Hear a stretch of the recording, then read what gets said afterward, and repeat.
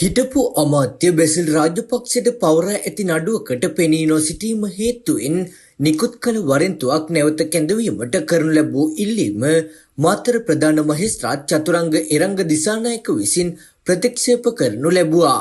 මාතර එළිය කන්ද පාර බ්‍රවුන්ස් හිල් ඉලිපිනේ පිහිටි අක්කර 1මාරක ඉඩමක් මිලදී ගැනීම සම්බන්ධයෙන් බැසිල් රාජපක්ෂට එරෙහිව පොලිස් මූල්‍ය අපරාධ කොට්ටාසය විසින් මාතර මහේස්ත්‍රාත් අධිකරණයේ පවරා ඇති නඩුවක් සඳහා පසුගිය මැයි මාස 22 වෙනිදා පෙනී නොසිටීම හේතුවෙන් ඔහුට මෙම වරෙන්තු නිකුත් කර තිබුණා.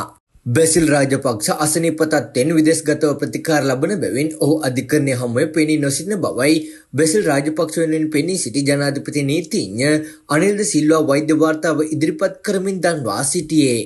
සැකකරුගේ සෞඛ්‍ය තත්ත්වය සැලකිල්ලටගෙන වරෙන්තු නැවත කැඳවීමට නියෝගයක් නිකුත් කළ ලෙසයි ඒ සම්බන්ධයෙන් මෝසමක් ගොනු කරමින් නීතිඥවරුන් ඉල්ලා සිටියේ.